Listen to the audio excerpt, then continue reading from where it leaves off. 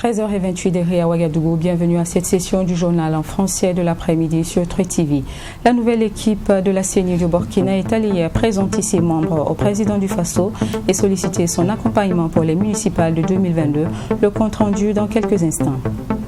Assemblée sectorielle ce mardi du ministère burkinabé de la Santé, les programmes de développement du secteur de planification santé ont été passés en revue pour une meilleure évolution. Tirage au sort hier de la prochaine Coupe d'Afrique des Nations, Cameroun 2021, le Burkina Faso se retrouve dans le groupe A. Le point vous sera fait dans notre page sportive à la fin de cette édition. Ce sont là nos principales lignes. Merci d'être des nôtres.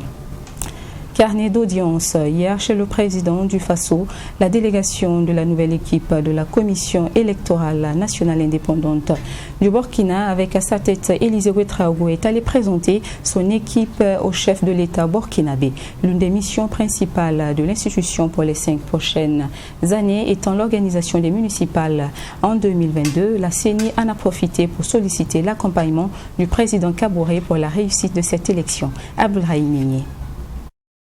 C'est la nouvelle équipe de la Commission électorale nationale indépendante CENI qui a été présentée au président du Faso à travers cette audience.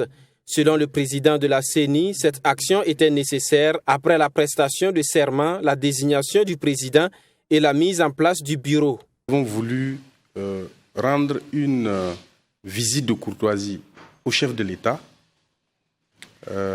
d'abord pour nous présenter l'ensemble de l'équipe pour qu'ils prennent connaissance de chacun d'entre nous et également à cette même occasion nous avons évidemment sollicité qu'ils soient attentifs pendant tout notre mandat à nos préoccupations en tant qu'institution. Une occasion pour les membres de l'institution en charge des élections de demander le soutien du chef de l'État, un soutien qui doit se traduire par le financement de l'institution et la mise en place de textes favorables à une bonne organisation d'élections au Burkina Faso. Il s'agit évidemment des questions liées aux réformes du cadre légal. Il s'agit de tout ce qui peut avoir un rapport avec le processus électoral de manière directe, à savoir la convocation du corps électoral, la convocation des électeurs pour l'enrôlement, tout ce qui est en rapport avec le budget. Vous savez que c'est l'État central qui nous fournit ces moyens pour que nous puissions travailler et remplir les missions qui sont les nôtres. C'est pourquoi nous avons sollicité qu'ils puissent nous accompagner, nous soutenir pendant tout notre mandat pour que, pour le besoin de ces outils, nous puissions pouvoir en disposer à temps et pouvoir également donc mettre en œuvre les différents processus électoraux dans de bonnes conditions.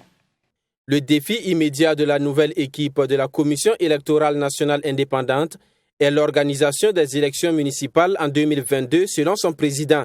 Il a laissé entendre que son équipe s'active déjà à relever ce défi dans un contexte sécuritaire difficile. Autre audience au palais de Kosiama, Ouagadougou, le chef de l'État burkinabé a reçu hier la chef de mission de la Banque ouest-africaine de développement, Reine Broum Ayeva. En fin de mission, la responsable sortante de l'institution financière a fait le point au président Kaboré des actions mises en place durant ses 6 ans de poste. Elle a aussi confié avoir apprécié sa collaboration avec le gouvernement burkinabé. Abdoulhaï Mieye, toujours pour le compte-rendu. Le partenariat entre le Burkina Faso et la Banque ouest-africaine de développement BOAD se porte bien. C'est ce qu'a affirmé la chef de mission de l'institution résidente au Burkina Faso. En fin de mission, Reine Broum Ayeva a fait ses adieux au président du Faso, Roch-Marc Christian Kaboré. Elle s'est félicitée du niveau de concrétisation des engagements de son institution vis-à-vis du Burkina Faso, surtout au cours de ces 6 dernières années. Les engagements cumulés de la Banque ouest-africaine de développement au Burkina Faso s'élèvent à environ 614 milliards de francs CFA. Alors sur 26 ans, mais sur 6 ans exactement, nous avons fait 61% de ces engagements, ce qui représente environ 317 milliards. Reine Broum Aïeva et Rockmark Christian Kaboré ont également échangé sur les projets en cours et les engagements de la BOAD au Burkina Faso. Occasion pour la diplomate d'exprimer l'engagement de son institution à être toujours aux côtés du pays des hommes intègres. Je dirais que c'est un partenariat qui est au beau fixe, un partenariat qui se porte très bien parce que nous avons pu engager des résultats assez confortables. Grâce à ce partenariat-là, nous avons eu l'écoute du gouvernement burkinabé et à sa tête le plus haut responsable. Nous avons eu leur écoute durant toute notre mission et nous pensons que ce sera le cas pour la suite afin que ce partenariat-là continue en se renforçant. Cette rencontre a permis de présenter au président du Faso le nouveau successeur de Reine Broum Aïeva. Cette dernière a traduit sa reconnaissance au président du Faso et au peuple burkinabé pour son soutien dans l'accomplissement de sa mission. Le ministère burkinabé en charge de la santé a tenu ce mardi une assemblée sectorielle des projets et programmes de développement du secteur de planification santé. L'ensemble de ces projets et programmes a été passé en revue afin d'apporter un changement. Ces programmes regroupent ceux du ministère en charge de la santé, mais aussi de l'agriculture et également ceux du ministère de la Femme et de la Famille et de la Solidarité nationale. Mamitriana Kamabou.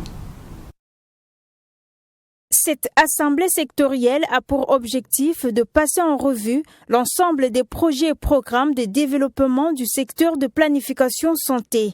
Au cours des travaux, les participants ont aussi examiné et analysé les défaillances liées à l'évolution de certains projets afin d'y remédier.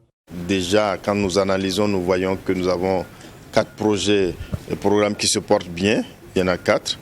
Il y en a 4 qui sont en orange, ça veut dire que c'est insuffisant.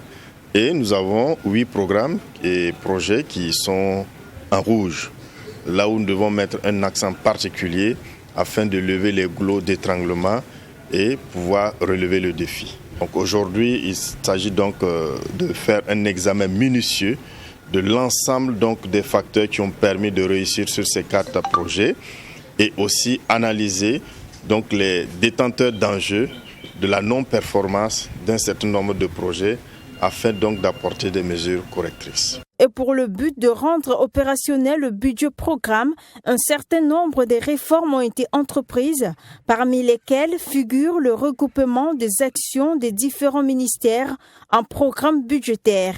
Cette réglementation entend rationaliser la gestion de projets et programmes de développement pour plus d'efficacité et d'efficience. La grosse préoccupation, c'est la question des finances.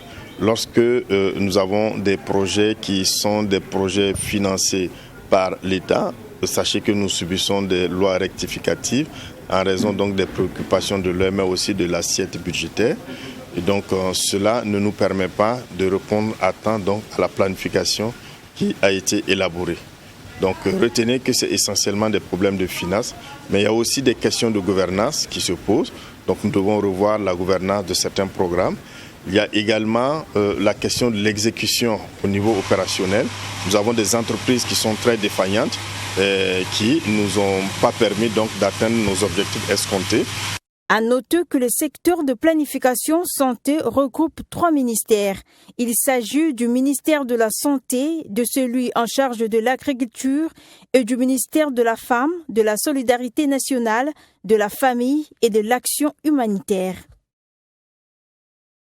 Du 4 au 6 août dernier s'est tenu à Ouagadougou l'atelier de validation du document de base des Assises nationales de l'éducation au Burkina. Cet atelier a été marqué par l'absence de la coordination nationale des syndicats de l'éducation alors qu'elle était invitée. Pourquoi donc cette absence? Les raisons dans ce compte rendu de Fatima Tanikima. Le 2 août dernier, une correspondance du ministre en charge de l'Éducation nationale invitait la coordination nationale des syndicats de l'éducation à prendre part à l'atelier de validation du document de base des Assises nationales de l'éducation. Cet atelier qui s'est tenu du 4 au 6 août 2021 n'a pas connu la participation de cette coordination. 2 jours étaient insuffisants selon elle pour prendre connaissance d'un document de 178 pages afin de participer aux travaux. Nous disons donc que pour une participation efficace, c'était déjà maladroit. Ensuite, le document, on demande aux états-majors des différents syndicats donc de venir mener une analyse sur un document de base. Or, ce même document de base doit être retourné donc dans les structures déconcentrées, notamment donc dans les régions et les provinces pour être analysé et faire des contributions. Nous demandons, mais si l'état-major prend des décisions donc par rapport à un document donc de base, les structures déconcentrées ne peuvent plus apporter donc un apport. Pour nous, ce n'était pas correct. La façon donc de faire n'était pas correcte. Ce n'est pas correct, mais cela n'empêche pas la coordination nationale des syndicats de l'éducation de prendre des dispositions pour participer aux assises nationales de l'éducation à venir. Selon le secrétaire général adjoint de la F-Center, la décision de participation revient aux différents secrétaires généraux de la coordination. Ils s'entendent donc pour participer. C'est une éventualité, c'est une possibilité. Tout dépend donc de la démarche, de la façon dont le ministère va se comporter. Et si les choses se passent bien, il n'y a pas de problème à participer donc à ces assises et à donner notre lecture donc de la crise donc de notre système éducatif qui demande vraiment que ce soit regardé, qui demande une analyse profonde, qui demande qu'on cesse justement de se flatter, qu'on cesse de se caresser et qu'on se dise la vérité, qu'on cesse de penser notre système dans le sens même, dans le vrai sens et non pas dans des mensonges. La coordination nationale des syndicats de l'éducation compte donc apporter sa contribution au débat, même si elle pense que des assises nationales ne sont pas une solution appropriée pour relever les défis du système éducatif burkinabé. Pour nous, les questions essentielles ne peuvent pas être résolues pendant des assises où tout le monde vient, même ceux qui n'ont pas la compétence nécessaire, chacun se retrouve pour dire quelque chose. Non, je pense que ce n'est pas comme ça que les choses doivent se déployer. Malheureusement, cette voie empruntée ne peut pas apporter quelque chose d'essentiel au système éducatif. En rappel, les assises régionales de l'éducation sont projetées pour le mois d'octobre et celles nationales pour le mois de novembre. Mais c'est le Conseil des ministres qui précisera les dates selon le ministre en charge de l'Éducation nationale, Stanislas Ouarou. Conférence de presse hier à Ouagadougou de la coordination des comités de défense et d'approfondissement des acquis de l'insurrection populaire CDAIP. 2 grands sujets étaient à l'ordre du jour, la question sécuritaire et celle de la réconciliation nationale. Un fait d'actualité de ces derniers jours a aussi attiré l'attention des conférenciers, notamment l'arrestation d'une des figures de la société civile, Pascal Zaïda. Plus de précisions avec Yassine Sawadgo. La coordination des comités de défense et d'approfondissement des acquis de l'insurrection populaire, CDAIP, se veut claire à travers cette conférence de presse. Les attaques terroristes que connaît le Burkina Faso est un instrument de manipulation de la France. Et les conférenciers estiment que cette machination peut être vaincue si les forces de défense et de sécurité agissent en parfaite collaboration. L'insécurité que nous vivons actuellement là n'est pas au-dessus de nos moyens. Nous pouvons vaincre ces terroristes-là. Pour peu que, premièrement, au niveau de notre armée, on arrête la corruption, il y ait une bonne gestion et que les troupes qui sont sur le terrain aient confiance à leur hiérarchie. Pour peu qu'il n'y ait pas des gens qui fabriquent des armes et qui viennent les vendre aux terroristes. En Afrique de l'Ouest, ici, il n'y a pas un pays qui fabrique des armes. Mais si les armes pullulent par là, au point que parfois les terroristes sont mieux armés que notre armée, c'est qu'il y a des gens qui amènent ces armes-là, qui les vendent. L'une des préoccupations actuelles du Burkina Faso est la réconciliation nationale. Sur la question, la CDAIP pense que cela est un arrangement entre les décideurs politiques pour mieux profiter de la richesse du pays. Et ils vont encore plus loin. La réconciliation, nous disons que c'est un deal entre ceux qui sont au pouvoir et ceux qui ne sont pas au pouvoir. Vous savez très bien qu'au temps de Blaise Compaoré, on a eu une histoire comme ça. Journée nationale du pardon. ça nous a amené où? Ça nous a conduit à l'insurrection populaire. C'est un exemple pour dire qu'en réalité, quand les gens chantent réconciliation nationale là, ils ne se préoccupent pas des problèmes que les populations vivent. Ils se préoccupent de comment eux vont s'entendre pour continuer à gouverner, continuer à profiter au maximum des richesses du pays. Élie Tarpaga et ses camarades n'ont pas manqué de donner leur point de vue sur l'arrestation du coordonnateur du cadre d'expression démocratique, Pascal Zaïda. Pour eux, ce sont les acquis de la démocratie qui sont mis en cause. Notre commentaire, c'est que nous sommes dans un état de droit et tout citoyen doit pouvoir s'exprimer. Alors, si dans les dires des uns et des autres, les autorités estiment qu'ils sont allés trop loin, il y a aussi des procédures dans un pays démocratique pour écouter les intéressés. Voilà. Donc nous ne sommes pas d'accord qu'on procède de la sorte. On peut bien l'écouter sans passer par la manière forte, sans passer par la manière en tout cas qu'ils ont utilisée. La coordination des comités de défense et d'approfondissement des acquis de l'insurrection populaire à cette conférence de presse exige le jugement du dossier de l'insurrection populaire et une indemnisation de ses victimes, un armement conséquent au VDP pour faire face au terrorisme, une solidarité agissante avec les personnes déplacées internes et le départ des forces militaires étrangères. C'est la saison pluvieuse au Burkina et la période d'haute saison pour les pépiniéristes car propice aux commandes d'arbres pour le reboisement, une activité florissante pour certains arboriculteurs, mais encore moins pour d'autres. Nous avons fait le constat ce lundi à Ouagadougou. Les détails avec Fatima Tanikima et Abaka Mahamat. Que ce soit dans l'optique d'embellir son cadre de vie et de travail ou pour sauvegarder l'environnement, planter un arbre, ce acte éco-citoyen fait de plus en plus partie de l'habitude des Burkinabés. Une action qui se ressent le plus en saison pluvieuse grâce au reboisement organisé par plusieurs personnes ou structures, chose qui rend le métier de pépiniériste plus rentable. Ça évolue un peu parce que les gens comprennent maintenant que le plant, ça donne la vie.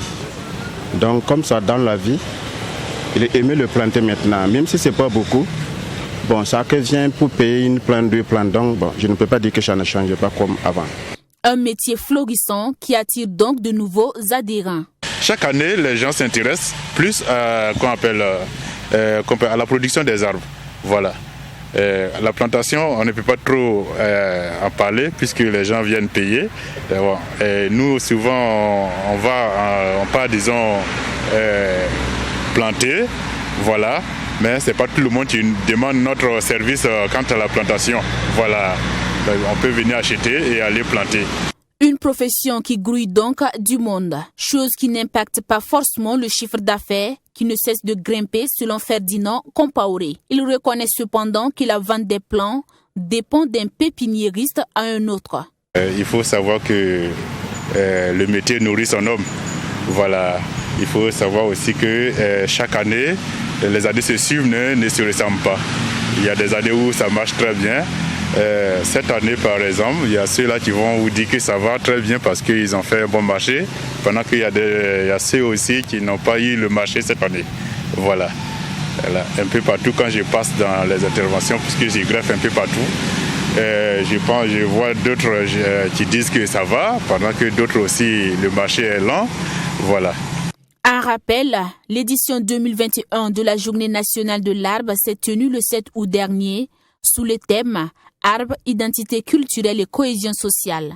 La plupart des pépiniéristes rencontrés souhaitent donc que tous les Burkinabés entendent d'une bonne oreille ce thème pour un Burkina Faso plus vert. Actualité au Mali, le coup d'envoi des épreuves du diplôme des études fondamentales DEF a été lancé ce lundi 16 août par le Premier ministre Choguel Kokala Maïga. Des épreuves qui se déroulent à l'écart des syndicats des enseignants qui ont décidé de ne pas participer depuis le mois dernier aux examens de fin d'année. La surveillance de ces épreuves est assurée cependant par les enseignants des écoles privées et certains membres de l'administration scolaire. Les forces de l'ordre assurent également le bon déroulement de ces épreuves. Bourema Soulo, notre correspondant au Mali. 8 heures du matin, le Premier ministre Choquel Kokala Maïga ouvre l'enveloppe contenant la première épreuve. Nous sommes à la salle numéro 6 de l'école fondamentale, base aérienne en rive gauche du district de Bamako. Avec le boycott de la synergie des enseignants, ce sont des enseignants des écoles privées et des cadres de l'administration scolaire qui assurent la surveillance. Bon, les épreuves se déroulent très normalement sans incident. Pour cause, depuis ce matin, déjà à 7 heures, tous les élèves étaient présents, les surveillants aussi. La surveillance est assurée par les enseignants des écoles privées. Je suis directeur d'une école privée. Pour la tenue sans problème de cet examen, les acteurs de l'éducation ont pu compter sur la Fédération des parents d'élèves. Nous avons joué un rôle d'apaisement. D'apaisement parce que nous avons demandé aux deux parties de jouer sur leur fibre patriotique.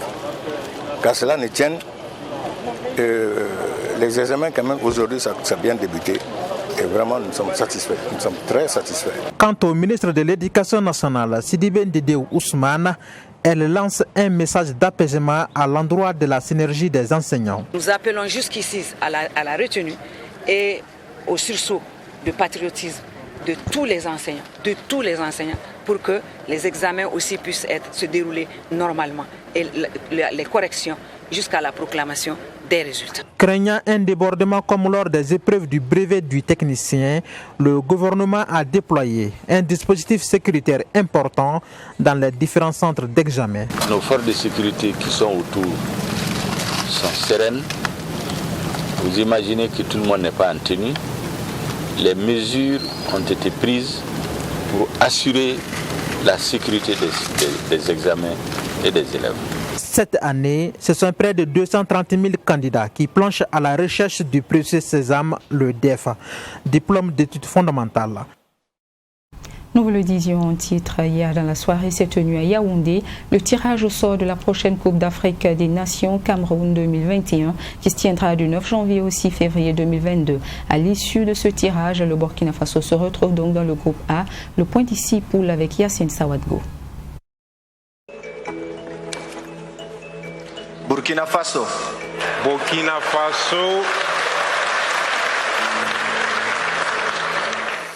Le tirage au sort des phases de poule de la Coupe d'Afrique des Nations a été effectif ce 17 août 2021 dans la capitale politique camerounaise. Ces 6 poules composaient chacune de 4 équipes qui ont été constituées à cet effet. Si des surprises il y a dans certains groupes, il fallait s'y attendre dans d'autres groupes. Dans le groupe A, après 23 années, soit la CAN 98 qui s'est jouée au Burkina Faso, où Étalon et Lions Indomptables se sont rencontrés en match d'ouverture avec la victoire du Cameroun. L'histoire se répète en 2021. Le Burkina Faso et le Cameroun, pays hôtes, vont ouvrir le bal en match d'ouverture au Cameroun. Rappelons que dans ce même groupe est logé l'Éthiopie et le Cap-Vert. Dans le groupe B, on retrouve les Lions de la Teranga du Sénégal, le Zimbabwe, la Guinée et le Malawi. Le groupe C, c'est celui le plus relevé avec le Maroc, le Ghana, les Comores et le Gabon. Dans le groupe D, on retrouve le Nigeria, l'Égypte, le Soudan et la Guinée-Bissau. Le groupe E est composé quant à lui de l'Algérie, la Sierra Leone, la Guinée équatoriale et les éléphants de Côte d'Ivoire.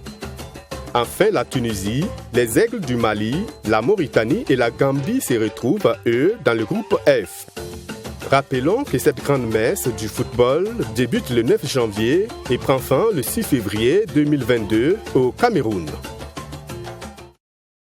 Et toujours dans cette même actualité de tirage au sort de la CAN, nous avons reçu au 20h d'hier Claude Romba, journaliste sportif. Il nous donne son analyse sur les performances des équipes du groupe dans lequel se retrouve le Burkina Faso. Et selon lui, les étalons devraient bien pouvoir s'en sortir dans cette poule.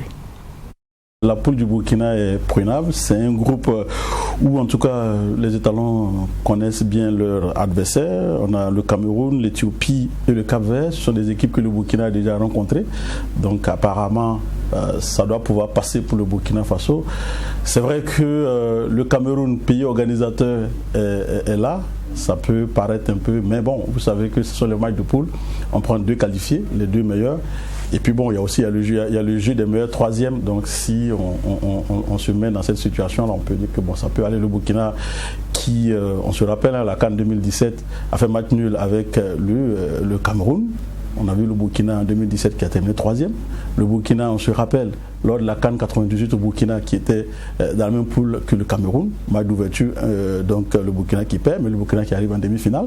Donc c'est dire que apparemment quand le Burkina est dans la même poule que le Cameroun, ça peut sourire. Ensuite, on sait que le Burkina a déjà croisé le pays comme les requins bleus du Cap-Vert.